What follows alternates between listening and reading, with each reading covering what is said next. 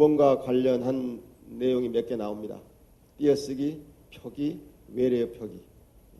띄어쓰기에는 이러이러한 것들 여러분이 잘못 쓰고 있고, 표기는 이런 걸 잘못하고 있고, 외래어 표기는 이런 걸 잘못하고 있습니다. 간단하게 띄어쓰기 하나 볼게요. 우리 구, 지금 여러분들 다 붙여 쓰고 계시죠? 여러분들이 쓰신 문서를 제가 봤어요. 그랬더니 영등포 구만 그런 게 아니고 모든 구들이 다 붙여 쓰고 있어요. 과거에 이게 정부 중앙정부에서 이걸 다 붙여 썼어요. 우리 부 또는 우리 청 이걸 다 붙여 썼습니다. 근데 그거는 붙여 쓰면 안 되고요. 그래서 중앙정부 차원에서는 다 이걸 띄어 쓰고 있는데 아직 지방자치단체에서는 붙여 쓰고 있어요. 붙여 쓰면 안 됩니다.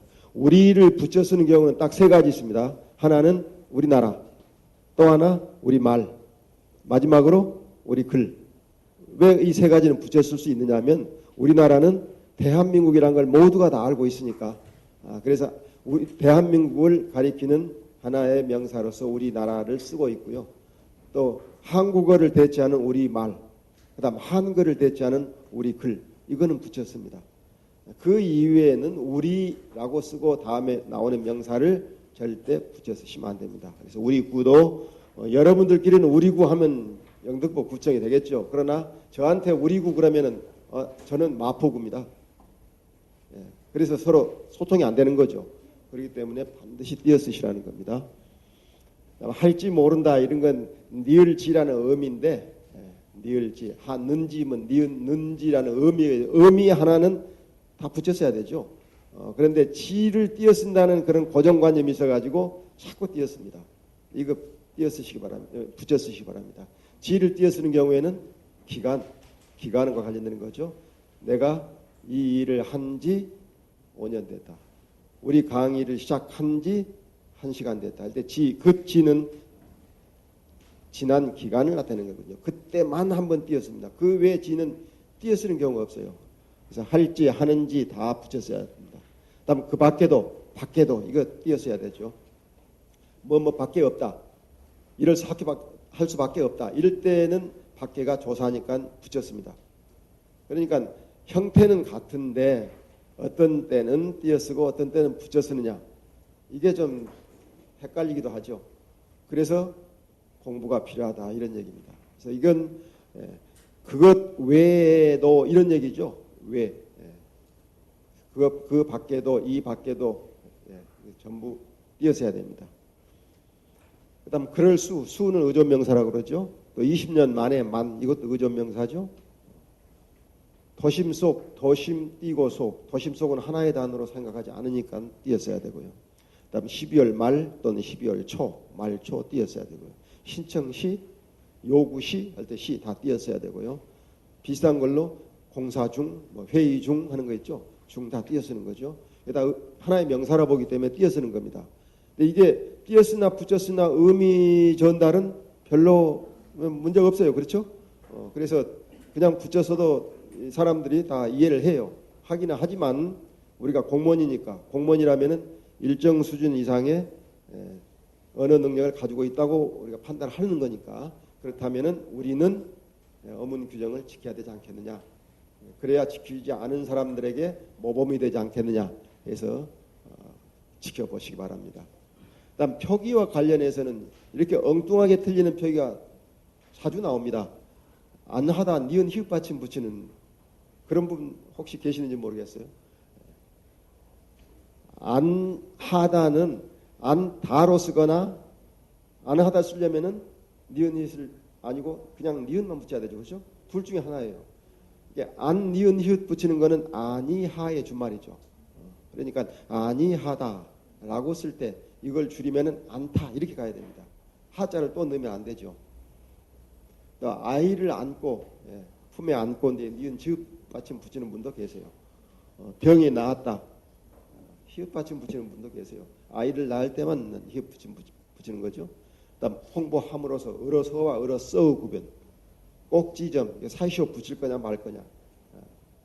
우리말과 한자어가 합성된 거는 꼭지점 사이시옷을 붙이죠. 그래서 꼭지점 소리가 이렇게 납니다. 그다음 전셋방 이거는 한자어와 한자어가 합성된 거죠. 이때는 또 붙이지 말자 이렇게 된 거죠. 우리 어문 규범이 그렇게 되어 있습니다. 전셋집은 사이슛을 붙이고 전셋방은 못 붙이고. 그러니까 우리 어문 규범이 조금 헷갈리게 돼 있어요. 한자어냐 아니냐의 차이로 이걸 사이슛을 붙이느냐 마느냐 이렇게 돼 있으니까 소리는 전셋방 이렇게 된 소리 발음이 나지만 그러나 전세도 한자어고 방도 한자어니까 사이슛을 안 붙인다 이렇게 되어 있습니다. 그러니까 우리가 한자어냐 아니냐를 판단할 수 있는 능력을 또 갖춰야 되는 그런 어려움이 있습니다. 그러나 우리 정도 되면은 당연히 이를 갖춰야 되죠. 그래서 전세, 방 이렇게 사이슛을 빼야 되고요. 그다음 성공, 율과 률 이것도 좀 어렵죠. 이건 성공 율이 아니고 률, 니을을 써야 되죠.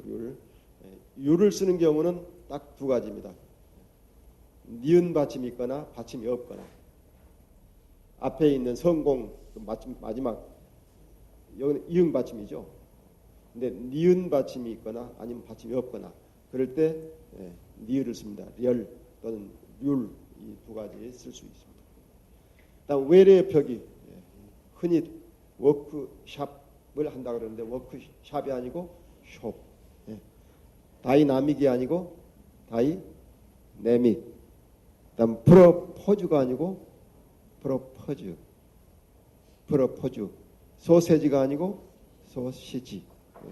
프렌트가 아니고 플랜트. 컨셉이 아니고 컨셉트. 그다음 콘텐츠, 세리머니.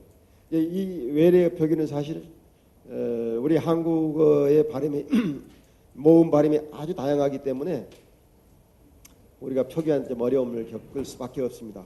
그래서 이 외래 표기는 결국 외래 표기 용례집을 보면서 또는 정 잘 모르겠으면 국어원에 전화해가지고 이거 어떻게 표기하느냐 이거 물어서 표기하시면 좋습니다. 그냥 자기가 영어자 많은데 우리 영어 할 때 이렇게 발음하지 않느냐 하고 쓰면 그건 안 되는 거죠. 그건 영어에서는 그렇게 발음하지만 한국어로는 그렇게 하면 안 되는 거죠. 그래서 그런 부분들은 사실 우리가 공부하지 않으면은 상식적으로는 알기 어려운 부분들이 많이 있어요. 그래서 이거는 어문기범은 꾸준히 공부해야 한다. 그래서 공부하지 않고 어문기범에 맞게 쓸 수 있다 하는 것은 거의 불가능합니다. 저희도 마찬가지입니다.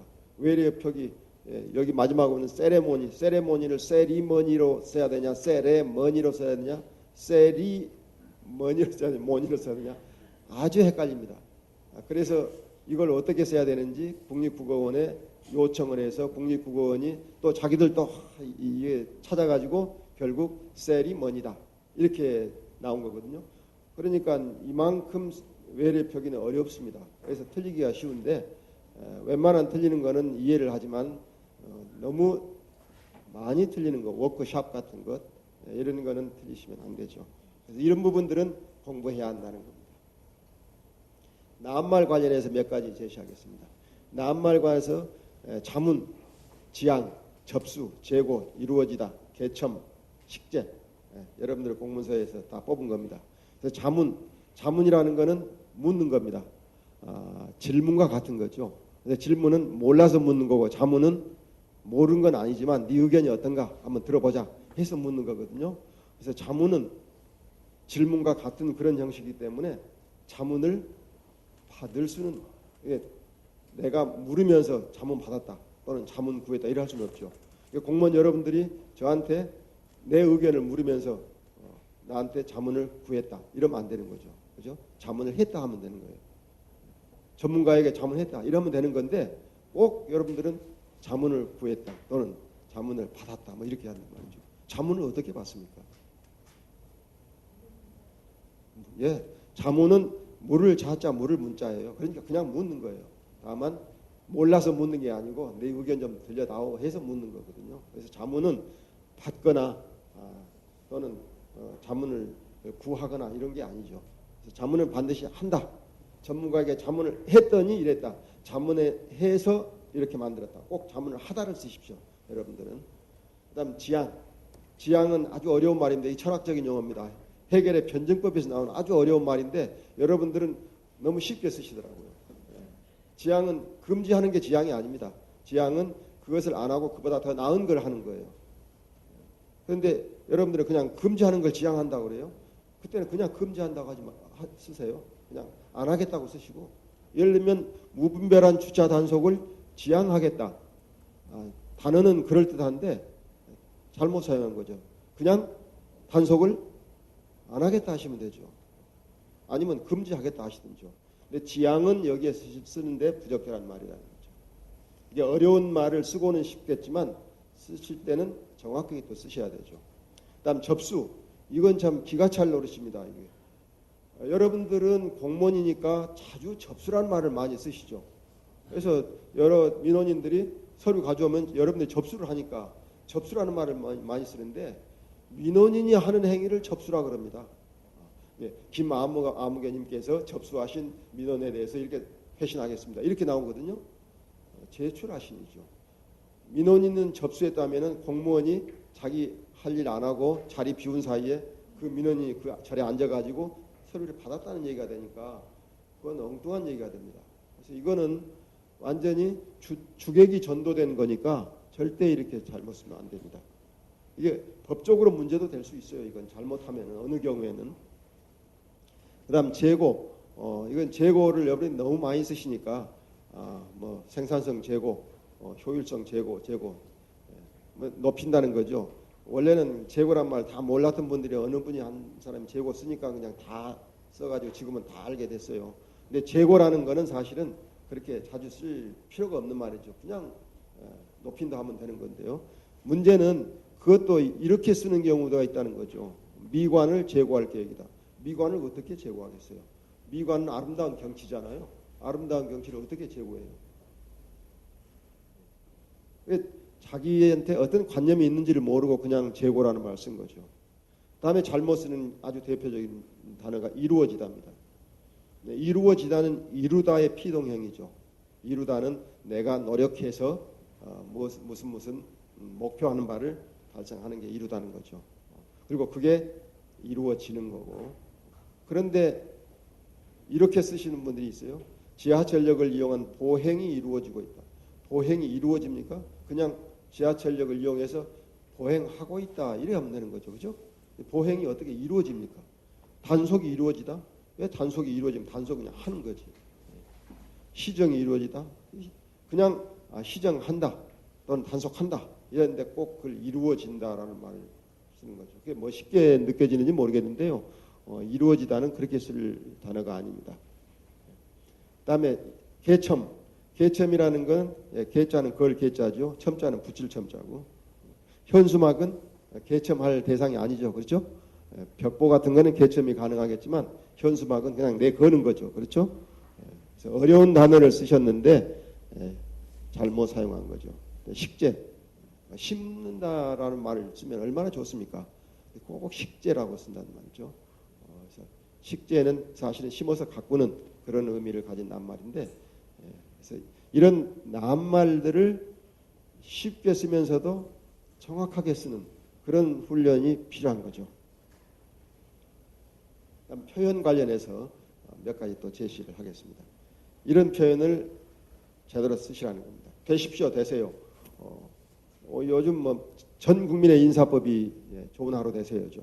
근데 그 인사법은 틀렸다고 10년 전부터 지금 얘기하는데 오히려 더 많은 사람들이 사용하니까 이건 좀 도저히 어떻게 막을 방법이 없어요. 요새는 왜 우리 같이 다 쓰는데 못 쓰게 하느냐 항의도 합니다. 근데 사실은 이건 적어도 문법을 아는 사람이라면 머리가 논리적으로 형성되어 있다면은 이런 말을 쓸 수가 없죠. 어떻게 해서 당신한테 행복한 하루가 되라고 그러고 또는 뭐 행복한 시간 되라고 그러고 행복한 여행 되라고 그러고 뭐 좋은 뭐라 그러죠? 저 백화점에 하면 좋은 쇼핑 되세요. 어떻게 사람한테 쇼핑이 되고 하루가 되고 여행이 되고 이건 있을 수가 없는 얘기인데 그저 그러려니 하고 받아들이라는 거예요. 좋은 말이니까 당신한테 좋은 말 하는 거니까 당신 그냥 좋게 받아들이세요. 이런 얘기인데 그런 인사는 있을 수가 없죠. 적어도 우리가 언어를 좀 제대로 쓰겠다 하는 사람들한테서는 있을 수 없는 그런 인사법이 지금 우리나라에 퍼지고 있습니다. 그만큼 우리가 언어에 대해서 둔감하다는 얘기죠. 언어를 그냥 아주 자의적으로 사용하고 있다는 거죠. 언어는 그 사회가 용인할 수 있는 어떤 규칙이 있는데 그 규칙을 허물어뜨리고 편하게 그냥 쓰겠다는 거죠. 그래서 그런 표현은 적어도 공무원들은 쓰지 마십시오. 서울시청에서는 쓰지 않기로 결의를 했습니다. 그래서 절대 그 119 센터입니까? 다산 콜센터 그 이 인사를 안 합니다. 그래서 이런 인사를 하지 않고 우리가 통상 하는 인사법을 우리가 개발을 해야 되고 아니면 그냥 고맙습니다. 안녕히 가십시오. 안녕히 계십시오. 어서 오십시오. 좀 일반인이 그냥 이해할 수 있는 그런 인사를 하시는 게 좋습니다. 다음 도록 하겠습니다. 이것도 공무원들이 하나의 어법으로서 많이 쓰는데 방금 우리 강의 시작하기 전에 우리 사회자도 이걸 쓴 걸 제가 들었어요. 강의를 시작하도록 하겠습니다. 이게 뭐냐면은 이 도록 하겠습니다는 기본적으로 자기가 자기 행위를 할 때는 쓸 수 없는 말이에요. 제가 지금부터 강의를 시작하도록 하겠습니다. 그러면은 내가 시작하겠다는 게 아니고 누군가에게 강의를 하게 시키겠다는 그런 의미가 됩니다. 그래서 도록 하겠다는 말을 쓰는 게는 주의해야 됩니다. 민원인에게도 제가 답변하겠습니다 하면 되는데 답변하도록 하겠습니다 하면은 내 부하한테 시키겠다 이런 의미가 될 수 있거든요. 그래서 여러분들이 도록 하겠습니다를 쓸 때는 좀 조심하셔야 돼요. 내가 하는 행위를 말할 때는 그냥 하겠습니다. 얼마나 단순하고 간단합니까? 답변하겠습니다. 예, 안내해 드리겠습니다. 이렇게 하면 되는데 안내해 드리도록 하겠습니다. 이렇게 꼭 도록을 꼭 넣는데요. 이거 빼는 노력 좀 하시기 바랍니다. 와 같은 경우 이건 우리 공무원뿐만이 아니고 일반인들도 많이 쓰는데요. 저와 같은 경우는 저 같은 경우는 별로 재미없는 것 같습니다. 우리 구청 같은 경우는 이번에 참가하지 않기로 했습니다. 왜 와 같은 경우를 씁니까? 그냥 우리 구청은 하면은 아주 간단 명료 명쾌 하는데 그래서 이런 표현을 쓰지 마시기 바랍니다. 다음 좀 어려운 얘기를 또 하게 됩니다. 호응, 일치, 명사형, 관형사형 문장 이 세 가지는 약간의 공부가 필요한 부분인데요. 맛만 보여드리겠습니다. 호응이라는 것은 문장의 앞뒤가 연결이 잘 되도록 하는 것. 문장의 앞 성분과 뒤 성분이 서로 어울리도록 하는 문장 구성 기법인데요. 이걸 좀 공부를 해놓으시면은 여러분들이 문장을 만들 때 실제 기획문을 만들 때 상당히 도움이 됩니다. 여기서는 주민 불편을 해소하기 위하여 주말이나 아침, 저녁 시간대에는 장비 사용을 금지하여 소음 발생이 최소화되도록 노력하겠습니다. 이렇게 했죠. 그냥 읽으면은 무슨 얘기인구나 알기는 알겠죠. 그러나 좀 더 신중하게 생각을 한다면 장비 사용을 금지하여 소음 발생이 최소화되도록 하는 건 서로 어울리지 않아요. 장비 사용을 금지하면은 소음이 안 나죠, 그죠? 그러니까 뒤에 있는 말은 쓸데없는 말을 한 거죠. 만약에 소음 발생이 최소화되도록 하려면은 장비 사용을 좀 줄여야 되겠죠, 그죠? 시간대를 옮기든지 아니면은 장비 수를 좀 줄이든지 해서 그러니까 중요한 거는 주민 불편을 해소하는 게 뭐냐? 그러면 소음이 안 나게 하는 거다. 그러면 그 소음이 안 나게 하는 것만 얘기하면 되는 거죠. 그래서 주말이나 아침 저녁 시간대에는 장비 사용을 금지하겠습니다. 하면 딱 떨어지죠. 그러면 소음 없어지는 거죠. 아니면은 장비 사용을 안 할 수는 없으니까 그렇다면은 아침 저녁 시간대에는 소음 발생이 최소화하도록 하겠습니다. 좀 마음에 안 들죠. 주민으로 봐서는 이 사람들은 얼마큼 줄여야 소음이 최소화됐다고 생각하는 건지 좀 마음에 안 들기는 하겠지만 공무원으로 살 수 있는 말은 거기까지죠. 그래서 앞뒤가 호응이 되도록 문장을 작성하는 방법 이것도 공부를 좀 해야 되는 건데요. 다음에 일치는 두 개 이상을 나열할 때 그 나열되는 그 두 개의 요소 또는 세 개의 요소가 형태적으로나 또는 문법적으로 일치하는 게 중요하다는 거죠. 여기서 보면 단속 직원의 준수사항 및 친절 교육을 실시한다. 그러면 실시하는 건데 뭘 두 개 실시하는 건데 뭐죠? 준수사항을 실시하고 친절 교육을 실시한다. 친절 교육은 실시가 되는데 준수사항은 실시 대상이 아니죠, 그죠? 그래서 준수 사항과 친절 교육이 일치하도록 앞에 있는 걸 바꾸든지 뒤에 있는 걸 바꾸든지 바꿔야 된다는 거죠. 그 다음에 여섯 번째인데요. 다섯 번째로 잘못 썼습니다. 여섯 번째, 명사형, 관형사형 문장. 본 계획의 차질 없는 시행으로 위대한 서울을 창조해야 함. 본 계획의 차질 없는 시행. 다시 말하면 이 계획을 차질 없이 시행하여 이렇게 되는 거죠. 그래서 우리 말의 본래의 구성대로 서술어를 잘 사용하면은 이렇게 딱딱한 문장이 안 됩니다. 명사를 많이 쓰고 또 관형사를 많이 쓰면은 문장이 첫째 딱딱해지고 둘째 의미가 모호해집니다. 그래서 관형사를 너무 많이 쓰지 마시고 또 명사로 연결되는 그런 문장 쓰지 마시고, 공무원들은 좀 간결하게 쓰고 싶으니까 그렇게 쓰고 싶을 텐데, 그러나 일반인이 그걸 읽을 때는 대단히 딱딱하고 권위적으로 느낍니다. 그래서 가능하면은 서술어를 많이 쓰십시오. 동사, 형용사 이걸 많이 쓰셔서 문장을 만드시면 문장이 쉽고 또 간결하게 됩니다. 그리고 또 명료해지죠. 뜻이. 그래서 본 계획의 차질 없는 시행, 이런 표현은 전형적인 명사형 표현인데 좀 지양하시라. 더 나은 쪽의 표현이 있으니까, 이게 이제 우리 국어로 하면은 주어, 서술어, 목적어 이걸 다 여기다 집어 넣으면은 본도 이 계획을 하면 더 낫죠. 이 계획을 차질 없이 시행하여 위대한 서울을 창조해야 함. 이렇게 나가면 좀 쉬워집니다.